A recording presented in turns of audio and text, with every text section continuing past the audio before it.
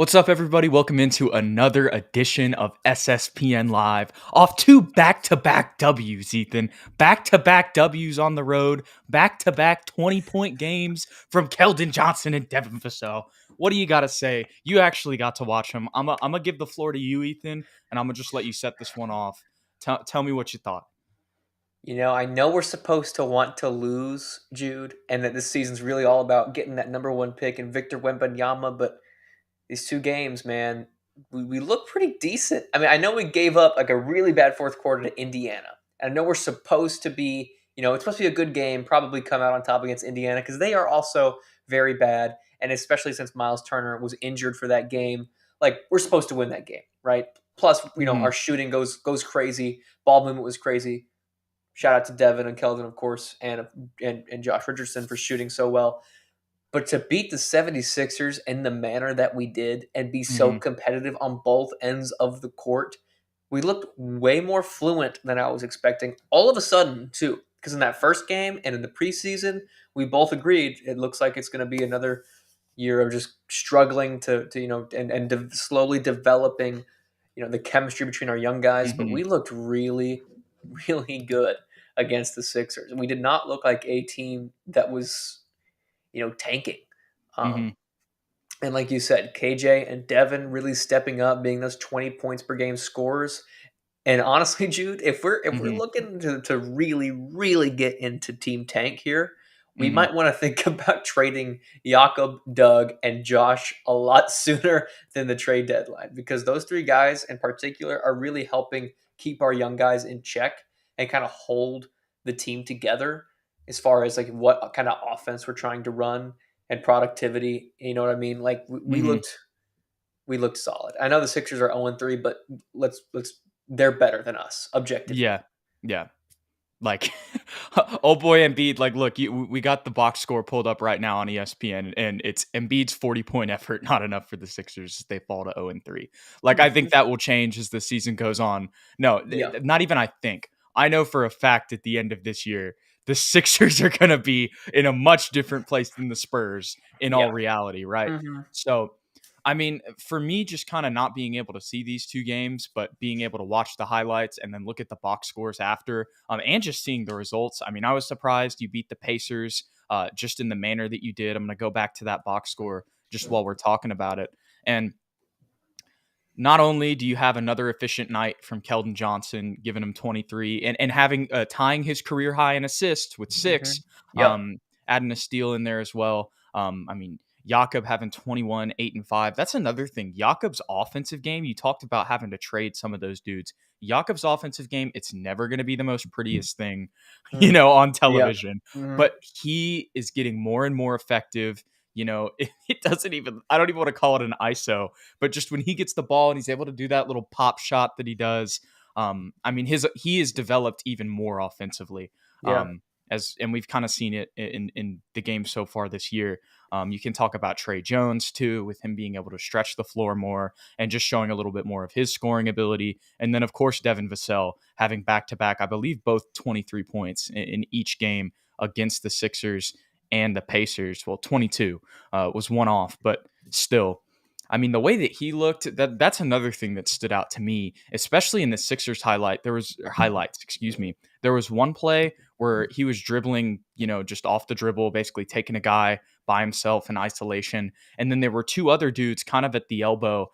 He picked him up on the right wing, and then he drove inside kind of the right elbow and then kept dribbling, to the left elbow. And there were two guys kind of there, but he did this step back shot. So even though it was really like a one-on-one the whole time, for a short period of time, especially at the end of the shot, if he was going to continue driving, it would have been a 1v3. But instead of doing that, he stepped back, and it was still tough as hell, and just made a step back jumper off one leg that we've kind of Mhm. mentioned a couple times, but that was even more impressive. So you really got to see even more of his development. But my main takeaway is seeing Keldon and Devin Vassell having back-to-back 20-point games individually in both of these performances. And then on top of that, you add in Doug McDermott. I know he only hit 1 3 in the Pacers game, but it didn't really matter because Mm-mm. you had Jay Rich going for 27 and going 6 for 8 from three. So that really made up for that. But then on top of that, you've got Doug McDermott the next game, 4 for 5 from three with 14 points. And just his release, dude, it, like we talked about it before, it's just so silky So smooth. quick, yeah. Yeah. Yeah. Dude, really, like, Devin and Keldon have improved a lot more than I thought that they were going to. I know it's only Hmm. been 3 games, and I'm Right. sure they'll have their bad nights as well, but especially that in-between game, like, I think we knew that Devin had been working on that, but KJ looks pretty good in that in-between game Yeah. as well. Hmm. Yeah, absolutely. I'm gonna go look at the comments here a little bit. We got our man Floyd Kizzy. He says, "Yo guys, no such thing as halfway crooks." I love it. Mm, I love that song. But if we are going to tank, then we need to tank. Missing out on Big Vic to win a few more games is insane. That's true. But yeah. here's the thing, though. Actually, if like it depends on what you mean by win a few more games, because if you're still in the bottom like 5 or 3 of the league, you're basically going to have the same lottery odds anyway, so that doesn't really matter. But if you're winning too many games because Keldon, I was about to say Keldon and Keldon and Johnson, Johnson. Mhm. Keldon and Devin have developed so much, and then Jay Rich, Yak, and Doug, like you're saying, are just playing really well within this system. Mhm. Then that is something I could see for sure, where you need to move those guys to make sure you don't win too much, right? Yeah. If Devin and Keldon keep doing their thing like this, it's 2 games, but Yeah. like they're going to be the main scorers, right? Like throughout Mhm. the season, they're going to be the main scorers, and I think they're For guys sure. who can. They're going to have some bad nights, but I really think both of them are talented enough to consistently score 20 points per game. And it was one of the things that I was thinking about, seeing these 2 box scores once again, just 2 box scores. But it's something that, like, even beforehand, you could have made this argument, and you probably would have agreed. But I think it really was just illuminated for me, at least in these last 2 games. I mean, and we already knew this. Keldon has a higher ceiling than DeJounte, right? Mhm. And I do. Devin undoubtedly has a higher ceiling than Derek. 1000%. So we kind of, I mean, that's really what we did last year. We chose those 2 over them 2. Which is a smart move. And right. And DJ and Derek, no disrespect to them, they're going to have great seasons as well because they're in better situations for their skill set, Mm, and they'll win now, which is great. But we've chosen the future. I think that's a great thing. Eric asks, "Is it a failure if we don't tank?" I don't think we'll need to actively tank. I know we've played great in these 2 games, but mhm. teams will get a scouting report. They'll start to figure Right. things out. We'll have off nights. Devin won't always be hot. KJ won't always be hot, and we're going Especially as the season progresses, they're going to get more of a scouting report, just like Keldon's to. first year and Yeah. DeMar's last season when he came in and was just barreling through everybody for the first half of the year. Then you saw, he wasn't able to do the same thing in the second half of that season. Exactly, and for as good as these guys are, and for has the development as far as our chemistry that will continue to improve, but we don't have that superstar. So Hmm. these games that are close, especially come fourth quarter time, Uh-huh. other teams will start to pull away, and they'll actually be able to close us out. Philly wasn't able to do so; their defense was just awful. I think this really came down to them thinking, "Oh, we can chalk this one up as a dub." And in reality, the Spurs, you can never really chalk them out because of You Pop sent me and that because of that heart. TikTok. You got to talk about it. Oh yeah, there's a TikTok. It was a Sixers fan on TikTok, and he was videoing his screen as the Spurs were I beating think this just Philly. epitomizes what you were talking about, of Yeah, like them chalking it up. and this fan was like, "We are losing to anonymous players, bro. Like they're anonymous. Like I don't know any of their names, and they're beating us." And it's like, "Yeah, dude, that's what'll happen if you sleep on the Spurs. Like we're talented enough to catch you Hmm. slipping, but long term, once you start to figure us out and actually compete, I think we'll start to lose more games for sure." I also want to give another shout out to Floyd Kizzy here. He said, "That being said, I love watching the guys battle. Big Yak has been outstanding. Trey's been One nice. thousand percent. And Devin and KJ have been balling, right?" And I think that's kind of where me and you are at too. I definitely don't want to miss out, like, because even though they're playing well, and like our man King J says, LMAO, someone tell Devin and Keldon to stop playing good. I need and want Victor. It kind of goes back to what old boy Devin said in the Instagram live. I can't even cap. I was, we were a lot of people were kind of trolling him a little bit, like, I don't know about it. And probably at the end of the year, the Spurs are not going to be, even if they're better than we thought they were, like, they're not going to be they're not going to be a guaranteed playoff team. That's for sure. Yeah. Like, I don't even think that they're going to be fighting for the play in, but maybe they're a little bit better in the sense that they're not like at the very bottom of the league. But that's, of course, all speculation. There's a lot that comes with this, and I would still anticipate that to happen. But I guess where I'm trying to go with this is that you don't want to miss out in this type of year. You don't want to miss out on at least getting some sort of top 5 talent. You know what I mean? It's And loaded. I'm not even just talking about it being loaded. I'm just talking about the context of this team. Yeah. Like, this is not a team that's going to win a championship. You want to capitalize on being able to get, even if it wasn't, this year where you've got Scoot Henderson, Eamon Thompson, but the Thompson twins for that matter, and of course Victor Wembanyama or Yama, excuse me. You just don't want to miss on that type of talent when you have Yeah. the opportunity in a year where it really doesn't matter that much because all these guys are going to be coming back anyway. Like, so Mhm. does that make sense? 1000%. And I like what Floyd said here because I agree. I mean, I would like to keep all three of them because I think all three of them are Spurs type players and they have great mindsets and all of these Right. things and will fit as role players way down the I line. love all But of them. yeah, Yak, if we could keep Yak and somehow play him behind, let's say we draft Vic number one and we can play him behind Victor, that's just great depth. And he's a kind of guy I think he would accept that role. Maybe I I'm think he over. likes playing for the Spurs. I do too. And I think he feels like we've kind of revitalized his career. Not revitalized, but you know what I mean. Like he was kind of just a bench, nobody in Toronto. And we've turned him into a really, really quality starting center. And he's getting close to triple doubles. Like, that's something Yeah, I would also watch this year. In the last post game we did, I said that I thought Keldon would get a triple double. I'm gonna make another bold prediction. I'm gonna say at some point Jakob does too. I could see that. I could see that for sure. And just for context, for y'all that may be listening on podcast, what Floyd said was trades for Jay Rich and Dougie for sure. I hope we keep Yak. Just love his game. We also got our man Dylan Nellis in here. Haven't seen you in a while, my man. Appreciate you being back out here. We have to drop some players if we were really going to bottom out or sit them for being injured, quote unquote. Hey, well, Pop invented that. So Yeah, he did. but yeah, I mean, it's just 2 games. You don't want to take too much from it. But the problem is, like I said earlier, I really can see Keldon and Devin consistently putting up close to 20 points. I think so, for So sure. that means we're going to be competitive, like in most games, which, I mean, maybe not. That might be a little bit of a crazy thing to say right now. I think I should wait a little bit before I say we're guaranteed to be competitive. But it's one of those things where, like you said in the Sixers game, you can't just write the Spurs off. Like, if you go in there and you're like, this is easy dub for sure, and then Devin and Keldon are just hot from the 3-point line, and Doug and J Rich are having a good game, they're not just going to be somebody you can just easily mark down a W against. Yeah. It's like what the Sixers announcers were saying during the game. Obviously, the Sixers couldn't do it. Mm-hmm. But they were saying that usually these young teams like the Spurs with the great coaching and all that, they tend to stick around through the first 3 quarters. But it's that fourth quarter where better teams, they turn it around and they pull away and get the easy Mm-hmm. win. Right. That's what I think will start happening more consistently as the season progresses. I agree with that for sure. All right, we got a comment from our man Million in here. He says we can't be having Jay Rich shooting more shots than Primo. He's got to go. Um, what are kind of your thoughts on that, Ethan?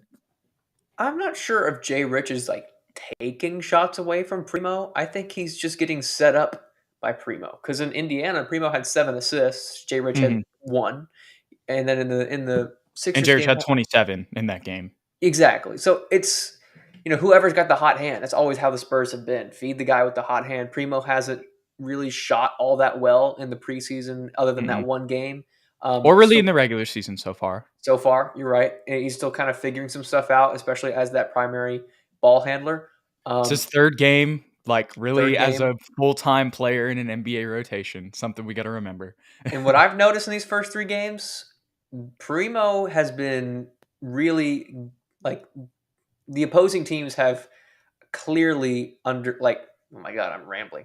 They are pressing him full court and they are Mm-hmm. not letting him get into any kind of groove. They're like, if you're going to beat us, you're going to have to dribble the entire way with your back on us and really try and free yourself up because they are really trying to clamp him because I think they realize as a young guy, as a young guard, he gets a little loosey goosey with the handle, loosey goosey with the Mm-hmm. passes. So they're trying to really pressure him. So he hasn't really had that many open looks to take. Yeah. Yeah. But I think that the way that the Spurs second unit's offense is kind of running in that situation is like you have Jay Rich. Jay Rich can be an off ball shooter. Same Hmm. thing with Doug. So he's just kind of passing to those guys. Yeah, exactly. Another comment from our man Dylan, and I think this is a really good point. I think from top to bottom, we are better on defense this year because we have better size that is switchable. What were we Thousand saying all percent. last year, Ethan? All we need, nothing crazy. Just don't play Keldon at the 4.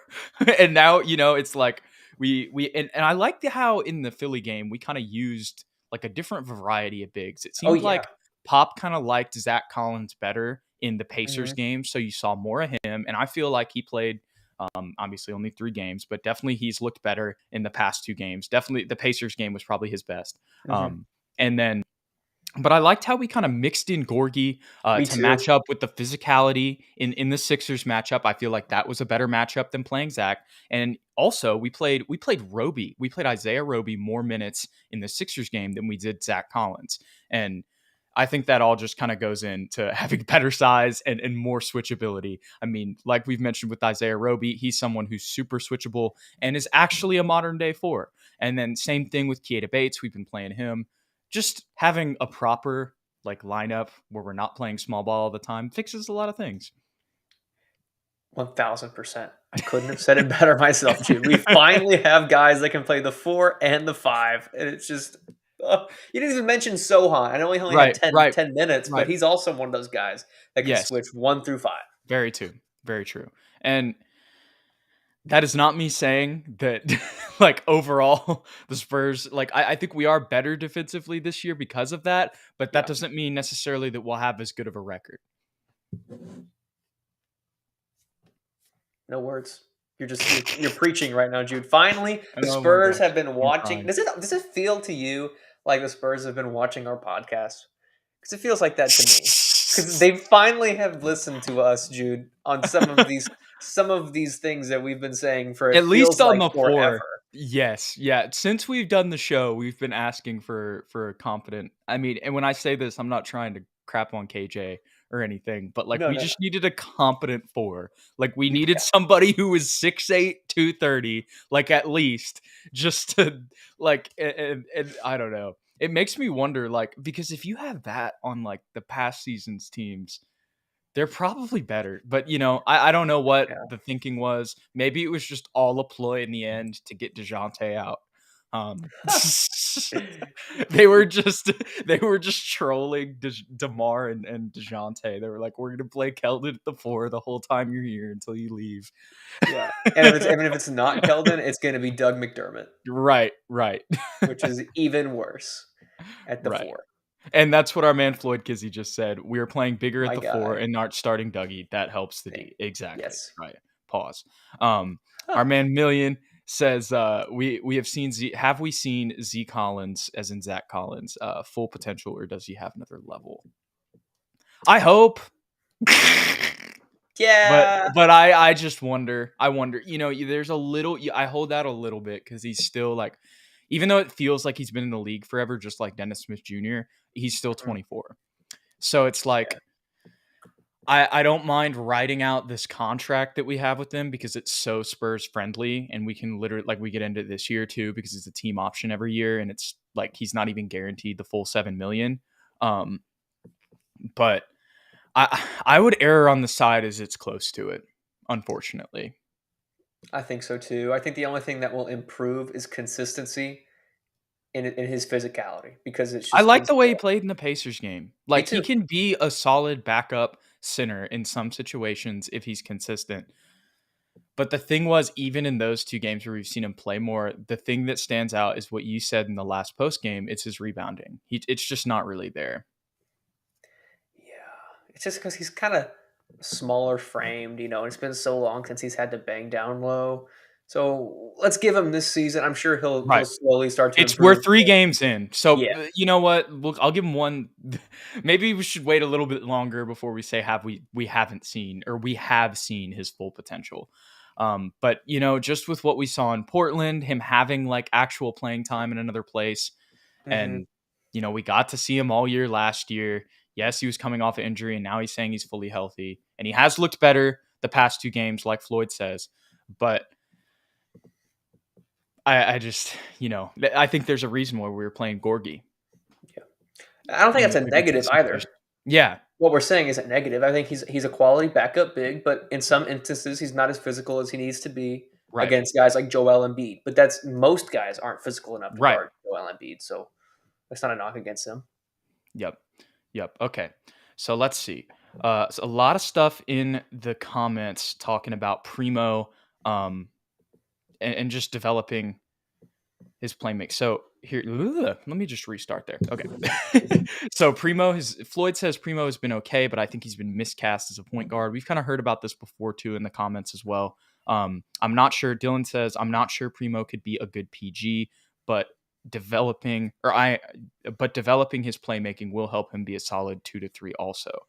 So I guess this question is once again like, do we think Primo can be a point guard? I understand where their concerns are because turnovers have been a thing over the past year in Austin, and it's just 3 games, but they've been, a thing here so far.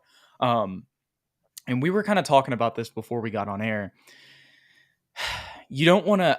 I kind of do see where they're coming from. The reason I do is because, well, I don't know. I'm kind of blanking right there. But I see where they're coming from because of the turnovers, right? It's been consistent. Yes, he's still 19 years old, and he's only played 3 games in this role. So it's a hard thing to balance because it's like playing your first rotation minutes in the NBA as a playmaker. You're gonna have some turnovers at his age in the situation he's in. But at the same time, it's like the Spurs kind of are forcing him to that position. Like he doesn't necessarily have to be a point guard. Why do you think the Spurs want him to be a point guard so much? Because they played him there in Austin and they're playing him here now. So I think regardless of whether or not he's been miscast or whether he can develop into a good point guard or not, that's what the Spurs are doing with him right now. So why do you think that is? I feel like that's kind of the bigger question, if that makes sense. I think, I mean, obviously they see something in him as a playmaker that maybe we're not Right. seeing, but it also probably has something to do with the fact that we have Devin, who's a 2, and Kelvin's a 3. We want our lottery pick to also play alongside those guys. So where does he fit in? At the point guard. And he's like 6'5". He was 6'4". So he kind of fits that modern day, larger point guard, but can also just be a 3 and D guy at the same time. Let's try and develop his playmaking skills. Maybe he can become that. I think we need to give him this entire season before we even start to judge his, I his agree. point guard skills, because really he hasn't. These are the first 3 games, Jude, that he's played point guard in the NBA. Because Yes. last year he was next to Trey Jones off the Mhm. bench when he When he played. would play, right. When he played, yeah. So he played point guard in Austin, but that's a completely different ball game. Mhm. And before that, I don't believe he played point guard at all at Alabama. I don't know what he did in high He school. definitely didn't at Alabama. Maybe he did Yeah, in high school, but he was we an have no off-ball idea. shooter at Bama. But this is the NBA. It's a completely Mhm. different game. And so we need to give him this whole year. And next year, if he's still playing point guard, then we can really start to judge him harshly.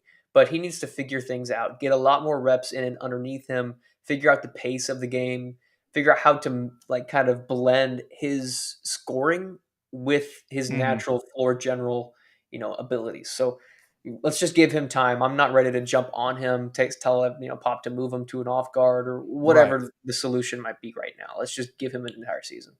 Yep. Yep. I'm with that. I think that's the key point here. But I also like what our man Mark said. We'll get to that in a minute. What our man Dylan said, we have it on the screen right now. The Spurs are trying to develop all their guards to be truly positionless. And That's I true. like that. I like that a lot because I feel like Malachi Branham is another guy that can kind of play 1 through 3.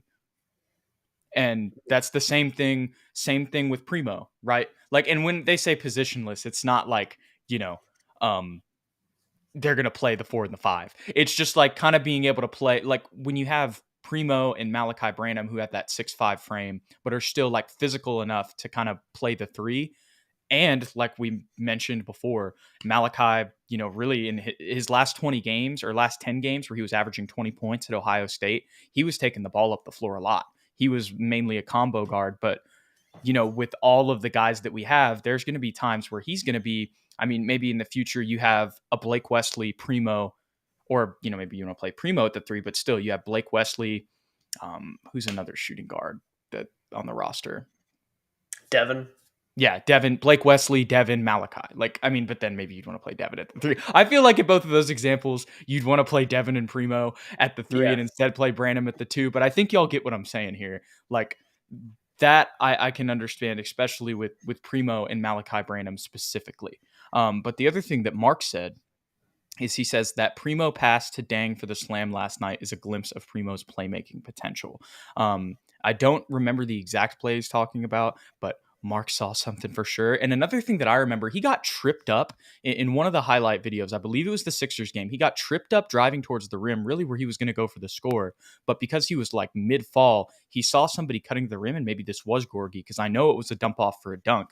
He dumped it off to somebody like as he was kind of lost control, but was able to flip it up for an assist. Um, so we've seen some plays from him so far, but it's something like you said, like he's just so young, and it's just his first like real experience, like playing rotation minutes in the NBA, that I think we need to wait until the end of the year to really judge him, or at least the All-Star break, to really judge him on whether he's a playmaker or not. We just need to see some more reps, because if the Spurs are really like forcing this as much as they are, just like they did in Austin, they've got to see something. Yeah. And maybe Brian Wright's just wrong on this. But maybe by Yeah. midseason he's really comfortable in the role. Yeah. I didn't watch Tony like live when he was a rookie either, but everyone that I talked to about his rookie year tells me that he was not a traditional point guard. And Like wasn't he turnover prone too? he was extremely turnover prone. Right. He was really a scorer. He didn't know how to pass the ball. Was He really had to. 19. He had to learn how to share, and he became the greatest point guard in San Antonio Spurs history. So let's give him. Same goes for DJ. DJ was really not a passing He was point really guard. raw. That's a really good point. Just basically a perimeter defender that was athletic. That's all the DJ was, and he became a triple double machine last year. So clearly the Spurs see something. Let's just give him time. Yeah. Yep. Well, y'all hit us up with some other stuff in the comments below. But we'll go ahead and take a look at some of the other slate coming up for the Spurs here in the next couple weeks. I'll go ahead and pull up the schedule and put it on the screen here in a second. Let me see here. There we go. So after this little doubleheader that we had here, the Spurs will have a doubleheader against Minnesota, but not really a doubleheader. They'll just have back-to-back games in Minnesota on Monday and Wednesday, and then they'll go to Chicago on Friday to once again play Minnesota on Sunday. I guess what's kind of your early outlook for this week? I would say that it's super diverse, but we're basically just playing the Timberwolves and DeMar. Yeah, I'll be at that Chicago game, so we Mm-hmm. won't be doing a post game. At least not with me, because I'll be there to watch that one. But the Minnesota games are intriguing to me because they have Cat at the 4 and Rudy at the 5. So I'm Yeah. curious to see if we're going to roll out with the same starting lineup and try and let Sohan guard Cat, or if we're going to try and give Gorgie more minutes and not Zach, or maybe more to Roby, like you said. Like, what are the rotations Mm-hmm. going to be? Because that's a weird matchup for us. Or are we just going to go small and try and Mm-hmm. shoot them to death, because Rudy and Cat struggle to defend along the perimeter? So I think maybe we can steal one of those games from Minnesota, but they also have Anthony Edwards and they have D'Angelo Russell. Those are tough stops. So Number one pick. yeah, not to mention my boy Slow Mo Two is number now one a picks, right? Timberwolf. Oh my gosh. Jeremy Sohan versus Slow-Mo. It's It's the gonna be matchup of the beautiful. century. They get three number one picks, by the way. Oh, Cat, who's he? D'Lo. Oh no, D'Lo wasn't a number one. I'm Yeah, sorry. yeah, no. It's D'Lo just was, Ant and Cat, right? Yeah. yeah. But he was a lottery, I'm pretty I sure. think he was second overall. Yeah. Yeah, he was pretty high. We got a question from our man Dylan. Once again, appreciate you being in here. Who are you guys most impressed with or surprised by their gameplay so far? I would just say I would kind of go back to I'm not as surprised with Keldon, but I'm surprised, and this may sound crazy, but I'm surprised with Devin coming out the way he has and looking the way he has after that bad performance in game one. It looked like this is how he felt like he was going to play all year. Mm. Once again, all this is with an asterisk because it's still the first 3 games of the season and nobody's really got game plans against us. But I'm very surprised with how comfortable and confident Devin Vassell has looked as a scorer. Devin's up there for me as well, but I think I'm going to go with Doug McDermott. Mm-hmm. I feel like Doug has really taken a step forward as a like a player. He's not just a shooter. I know he's a terrific shooter, and he's like you and I talked about his release. Looks like it's gotten quicker and all Hmm. those things. But he opens up our offense so much. He's an immediate spark. He's a much better playmaker this year than I've seen in past years, and just like a diver to the rim. Like overall, I think he has been a main contributor to these 2 wins so far, and I'd like to see what else he has in store because right now he is really boosting that trade value for us, which is great. Yeah, absolutely. I got to give Floyd a shout out here because he says, That's I would true. vote Trey's most surprising. And that's one that, I blanked on right there when we were talking about it. But he has looked really, really good. Like, what were you going to go ahead, Ethan? You Sorry, I got was something gonna to say say? never been surprised by Trey. We can go back to my Twitter into like 2020 when I was like, this guy's the real deal. I love Trey Jones. I've been on that Trey Jones train. I've never been surprised. Trey Jones always brings it. Anyway, go ahead. He's just, well, you think of him as so solid, right? But you Yeah, don't think of him as anything over the top. But now that he's in the situation and he's solid at everything and his shot's a lot better, it's like, wait, he's pretty good. he's Like, he's not just solid, like he's just good at most mhm. things. Yeah. I'm telling you, he was watching the podcast too. Because remember the first game, I was like, "Bro needs to just get aggressive, get 2 feet in the paint because he can finish at the rim and he can create for others." And He's what go happened? He's getting in the paint. Dude, Trey Jones is my guy, bro. He knows me. I've been tweeting him he's since he's since day one. he's going inside. He's like, this floater, it's for Ethan.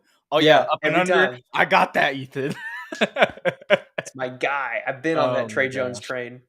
Uh, Die Mark on that train. he had a funny comment earlier. He says, "I want to see a Jakob and Gobert hack a Shack battle." Well, dude, they were trying to hack Yak. They couldn't do it. He made 60%. Dude, They had to stop. that was the most I did painful see that last 5 minutes. in the Sixers game.